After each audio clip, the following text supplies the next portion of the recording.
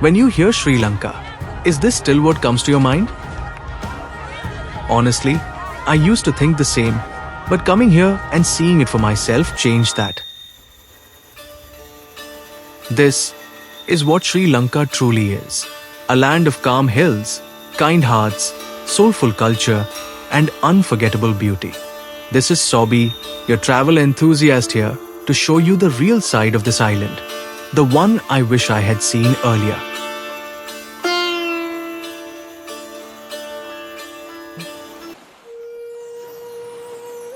I started this adventure from Kerala.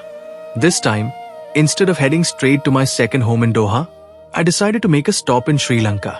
I was really excited, but also filled with questions. Is it safe after the crisis? What would the place be like?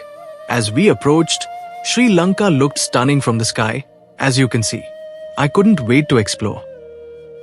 Finally, I landed at the Colombo airport, ready to explore this beautiful island nation.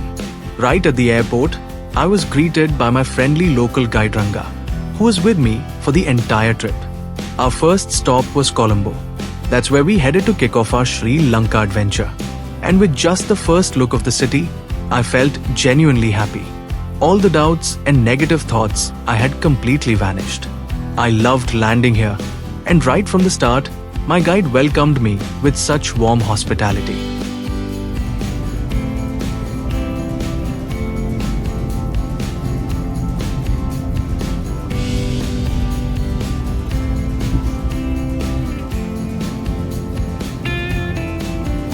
After checking into my hotel and settling in, I set out to find a local spot for lunch, my first taste of authentic Sri Lankan cuisine. It was spicy, flavorful, and absolutely unforgettable. After the lunch, we headed to Gangaramaya Temple, one of Colombo's most famous temples, known for its unique blend of modern architecture and cultural heritage.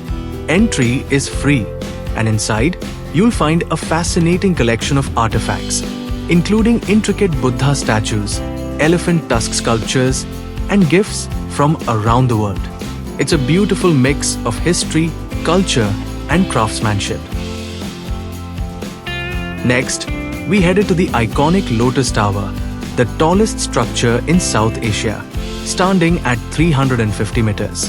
The 360-degree view from the top was breathtaking, offering a panoramic glimpse of Colombo's skyline, the Indian Ocean, and the lush landscapes beyond. It was a surreal experience, and I was thrilled to be there. To access the observation deck, a tourist ticket costs $20. We added a few quick stops for the evening. First, a visit to the iconic Jami Ulalfa Mosque to admire its striking red and white architecture. Then, we headed to Galle Face Beach to unwind and catch the sunset. The sky turned into a canvas of warm hues, with the golden light reflecting off the waves, truly a peaceful way to end the day. The beach was lively, with families and couples strolling around, street food vendors adding the atmosphere with delicious local snacks, and the sea stretching out toward a skyline of tall city structures. It felt like a peaceful evening in the heart of Colombo, calm, colorful, and full of life. We also caught a quick view of the old Parliament building, standing with timeless colonial elegance. It was a lovely day exploring the city. I was truly impressed by Sri Lanka and its warm, welcoming hospitality. As the sun set, I walked back to my hotel, soaking in the evening vibes of the streets, lively, colorful, and full of local charm.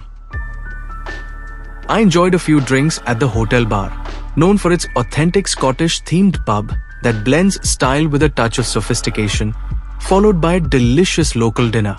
It was the perfect way to unwind and call it a night. The next morning, we hit the road towards Kandy, with our first stop at St. Anthony's Shrine, a peaceful church that was one of the sites targeted during the tragic Easter Sunday bombings in April 2019. We then made a stop at the Pinnawala Elephant Orphanage, known for its rescue and care of orphaned and injured elephants. It's a unique place where you can observe these gentle giants up close, especially during their river bathing time. As we got closer to Kandy, we made a quick stop at the National Railway Museum to catch a glimpse of Sri Lanka's rich railway history. Finally, we arrived in Kandy, where I enjoyed a quick meal by the scenic Galle Lake. The peaceful view of the water made for a perfect break before continuing our evening. After a delicious meal, we made our way to the Temple of the Tooth and the Royal Palace complex. Such a beautiful and historic spot to explore.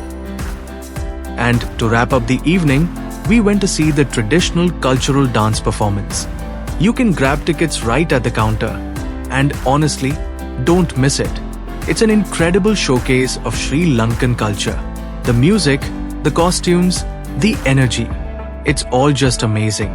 I've captured the full dance performance in a separate video, so make sure to check that out if you want to experience the whole show.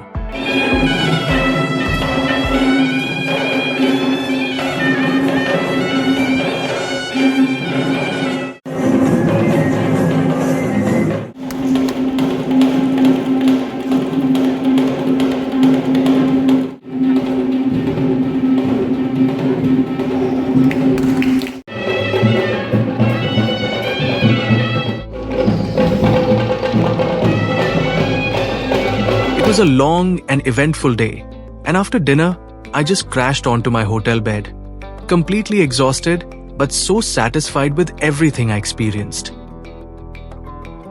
Starting the day with a cup of tea, surrounded by nature, it was absolutely lovely.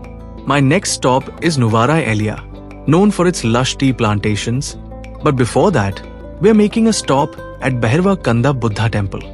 It's home to one of the largest Buddha statues in Sri Lanka, and the view from the top is just incredible.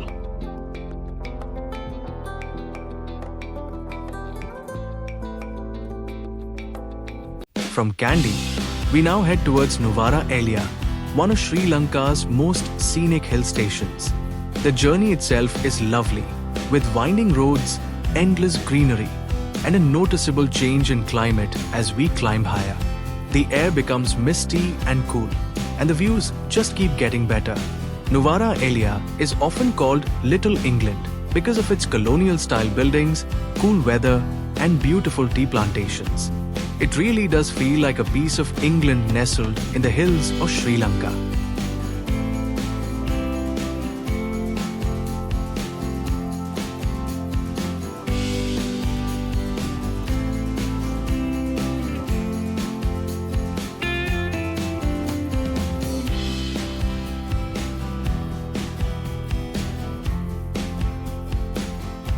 As we enjoy the beautiful view, it's time for lunch.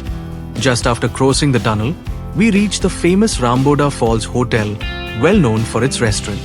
Since the restaurant is located a bit off-road on an incline, the hotel provides their own vehicle to take guests down to it, a unique little ride in itself. Here, we had a delicious local buffet with an amazing view of the Ramboda waterfalls right from the restaurant. That's what makes this place so special. It's not just about the food, but also the breathtaking scenery. The prices are reasonable, and I really enjoyed the experience. After a satisfying meal, we continue our journey towards Nuwara Eliya, enjoying the scenic drive along the way. We made a few stops at some beautiful tea estates, taking in the lush greenery and peaceful atmosphere. And with that, we finally arrive in Nuwara Eliya. Nuwara Eliya, often called the Little England of Sri Lanka, is famous for its lush tea gardens, cool climate, colonial-style architecture, and beautiful rolling hills. Nestled in the central highlands, this charming town offers a refreshing escape from the tropical heat of the rest of the island. If you're visiting Sri Lanka, Nuwara Eliya is an absolute must-visit. Whether you're here to explore tea plantations, enjoy the cool breeze, or simply relax and take in the greenery. I also had a special reason to visit, to meet a dear colleague and mentor, Mr. Arthur. He warmly hosted me at his beautiful holiday villa in Nuwara Eliya, where I had an amazing stay. That evening, we spent our time exploring the hills and the town, enjoying local events, food, and culture, a truly memorable experience. By the way, Arthur's villa is open to tourists, and if you're planning a visit to Nuwara Eliya, it's a fantastic place to stay. His travel company, Lanka Holidays, also organized my entire Sri Lanka trip with great care and attention. You'll find the link in the description if you'd like to check them out. The next morning, I headed to the airport, carrying so many beautiful memories and a fresh perspective on Sri Lanka. While Kerala and Sri Lanka share a lot in common, this trip was truly special. A holiday I'll always remember. It's definitely a must-visit destination. On the way to the airport, we made a quick stop at Negombo beach, just 30 minutes away, to catch the waves one last time before saying goodbye. We saw the traditional catamaran gently resting on the shore, a perfect farewell from Sri Lanka. From there, it was time to fly back, wrapping up few incredible days filled with nature, culture, amazing food, and warm hospitality. Thanks for watching. For more travel stories, don't forget to like, share, and subscribe to my channel SJ Global Tales.